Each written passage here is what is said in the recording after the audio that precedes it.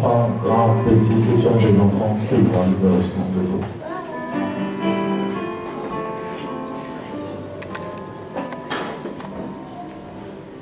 Je vais laisser le micro passer à Michel Toubonda, qui va passer la parole de Dieu et vous serez bénis de la part de Dieu. Levez les mains là où vous êtes. Prie pour ton cœur dans le nom de Jésus.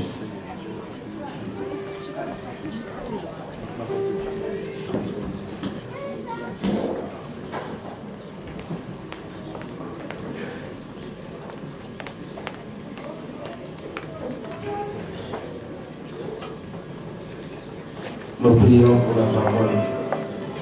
Prie pour ton cœur, que le Seigneur te parle. Tu as un dépôt en toi, un dépôt de la parole. Que Dieu, que le message de ce matin soit une prophétie pour ta vie.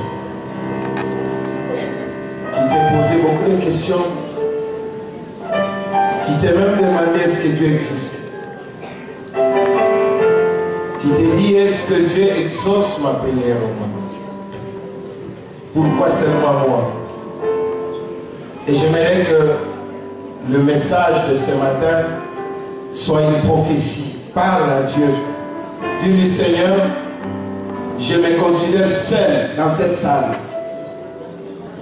Et toi Dieu, tu es devant moi. En utilisant ton serviteur, qu'il soit un canal de bénédiction pour moi. Tu l'as envoyé dans cette ville pour moi, Seigneur. Parce que tu me connaissais avant que je naisse.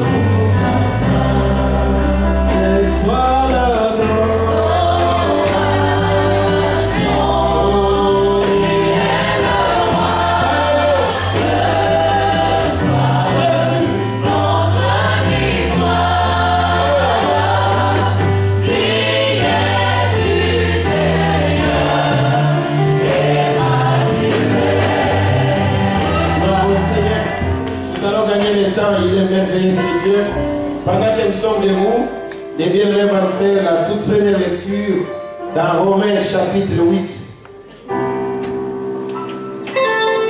Avant que nous puissions nous asseoir, nous allons lire d'abord, pour donner respect à la parole de Dieu, Romains chapitre 8, verset 29 à 34. Cette fois-là, tu peux être vraiment rapide, parce que tu peux lire rapidement et nous allons gagner notre temps. Soyez très à l'aise. Je vais respecter le temps et le Seigneur a quelque chose. Romains chapitre 8, verset 29. Car ceux qu'il a connus d'avance, il les a aussi prédestinés à être semblables à l'image de son Fils, en fait que son Fils fît le premier-né entre plusieurs frères. Et ceux qu'il a prédestinés, il les a aussi appelés. Ceux qui les a appelés, il les a aussi justifiés. Et ceux qui les a justifiés, il les a aussi glorifiés. Amen. Je voudrais entendre un amen fort. Que Dieu vous bénisse, mettez-vous. Vous pouvez saluer 3 ou des personnes, même 5, si possible, de ma part, en souriant un peu. Soyez à l'aise, soyez détendus. Oui, nous sommes dans la maison de notre Père. Oui, si possible, 5. Pour les courageux, ceux qui ne sont pas courageux, vous pouvez saluer 3. Gloire à Dieu. Pendant la semaine, le Seigneur nous a visités et Dieu a utilisé ses serviteurs pour nous. Personnellement, j'étais en train de décortiquer un sujet interne intitulé « La présence du Seigneur dans notre vie ». Et j'étais en train de dire ce qui fait notre gloire, notre force, et c'est même le secret d'une vie victorieuse, la présence de Dieu. Est-ce que tu peux dire à quelqu'un qui se trouve à tes côtés, la présence de Dieu est très utile. Gloire au Seigneur. Et alors aujourd'hui, nous allons essayer de clôturer ce thème en vous donnant un sous-thème. Je vais parler des avantages qui accompagnent la personne qui a la présence de Dieu en lui. Amen. Si tu as la présence de Dieu, il y a des avantages. Oui, j'aimerais dire à quelqu'un, parce qu'on est souvent dérangé. Et il y a même des prophéties. Je ne suis pas contre. Et parfois, tu te poses la question, mais pourquoi seulement moi? J'ai quitté l'Afrique, je me suis retrouvé ici, mais pourquoi les combats continuent toujours? Seigneur, qu'est-ce qui se passe? J'aimerais te dire que ce message de ce matin, c'est une prophétie. Si tu la reçois, elle va s'accomplir. Aujourd'hui, je crois à ce Dieu qui accomplit les miracles. Oui, c'est là où je disais, il faudrait que tu te considères seul dans cette salle. Dieu a quelque chose à te communiquer ce matin. Oui, j'aimerais dire, avant que ces gens viennent, avant que ces gens s'organisent pour t'attaquer, il y a quelqu'un qui te connaissait avant que tu naisses. Avant ta naissance, il y a quelqu'un qui connaissait que tu viendras dans cette famille-là, dans ce pays-là, dans ce continent-là. Et il a un plan merveilleux pour chacun de nous.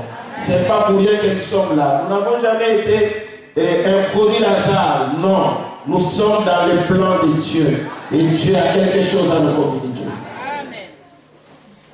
Les versets que le bien-aimé nous a dit, c'est une introduction, mais notre petit texte, nous allons le trouver dans les livres d'Esther. Esther chapitre 5. Ce n'est pas pour la première fois que tu entends ces choses, mais je sais que le Saint-Esprit a quelque chose. Esther chapitre 5. Je parle à quelqu'un. Je ne parle pas à tout le monde. Je donne une réponse à une question.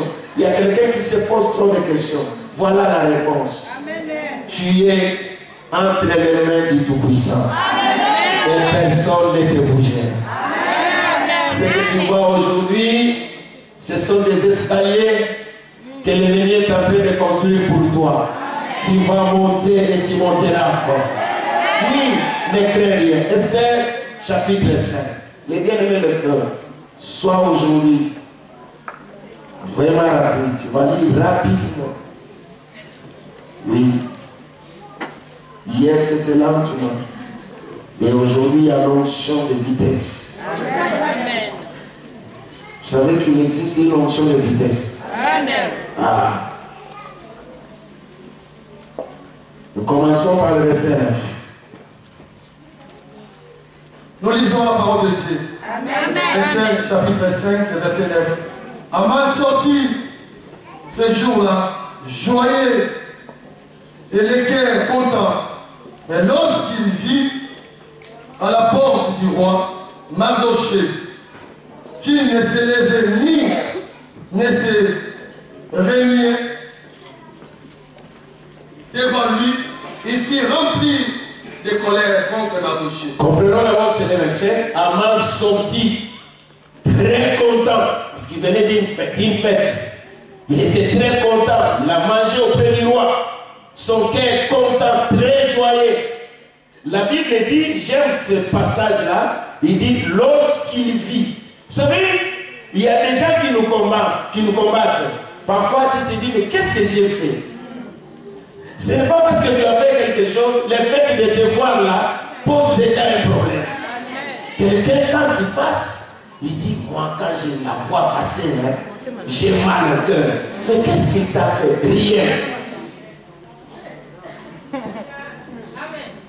Et parfois tu me dis, eh, moi je n'ai rien. Il y a des gens qui ont des biens ici dans la famille. Il y a des gens qui ont des maisons, des véhicules. Moi je n'ai absolument rien. Mais pourquoi vous me poursuivez? J'aimerais te dire, il voit en toi quelque chose. Si tu es combattu, il faut glorifier le Seigneur. Ah, il y a quelqu'un qui t'a accepté ça. Oui, j'aimerais dire à celui-là que plus le combat est grand, plus la victoire sera grande. Oui, il n'y a pas de victoire sans combat. Si tu sens le combat à gauche, à droite, mets-toi en tête que j'ai quelque chose.